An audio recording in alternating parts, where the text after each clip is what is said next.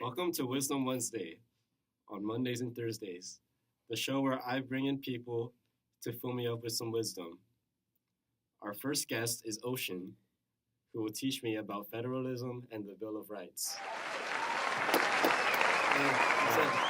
It's good to be here. Yeah. All right, first question. What is anti-federalism? So anti-federalism is the idea of a small and weaker government with lots of power in the states. The anti-federalists wanted this because they feared the government would turn into a monarchy and have too much power. Like the British? Yeah, much like the British. In fact, they wanted this weaker government because of the British monarchy they just came from. It's fascinating. Yeah. So who's an example of an anti-federalist? By far the most famous anti-federalist is Thomas Jefferson. Okay. So if Thomas Jefferson was an anti-federalist president, then what did he do during his presidency? So Thomas Jefferson's plan as an anti-federalist president was to have lots of checks and balances on the government. He thought that the government had the power to do what the Constitution said and nothing else. He believed in lower taxes, a smaller military, and he promoted a farming lifestyle rather than industrialism. The reason he preferred farming is because he believed that people who grow their own food without having to buy it were the most free. Okay. So what did he do to promote the agrarian lifestyle?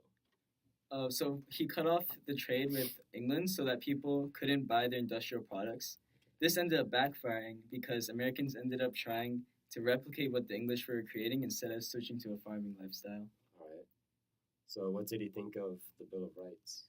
Thomas Jefferson said, "A Bill of Rights is what the people are entitled to against every government on earth, general or particular, and what no government should refuse." And he thought that a Bill of Rights was something necessary for every country and their people. And he actually inspired the Bill of Rights.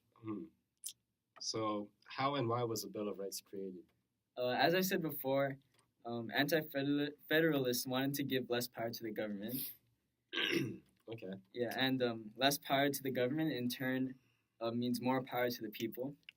The original Constitution didn't specify what power the people had, and only listed out the power the government had and didn't have. This is why the Bill of Rights was created, to point out the power that the people had. Okay. So what did the Federalists think about the Bill of Rights? The Federalists didn't really believe in the Bill of Rights. They thought it was unnecessary because the people and the states kept any powers not given to the federal government. Huh. Okay. So what else did Thomas Jefferson do during his presidency?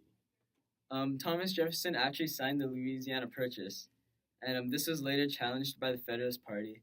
They argued that the Louisiana Purchase was unconstitutional and he didn't have the power to do it, but he argued that he had the power to sign treaties. So Thomas Jefferson did something unconstitutional? Yep.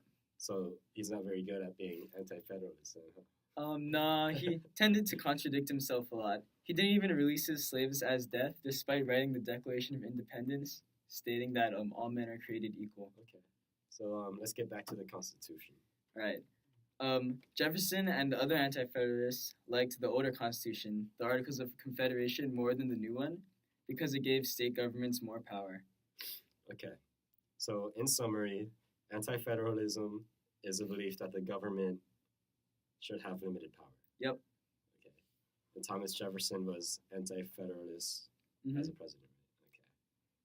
So the anti-federalists were in support of the Bill of Rights, and therefore Thomas Jefferson was in support of the Bill of Rights. Yes. All right. Well, it was nice having you here. Yeah, Ocean. thanks for having me. It was my pleasure.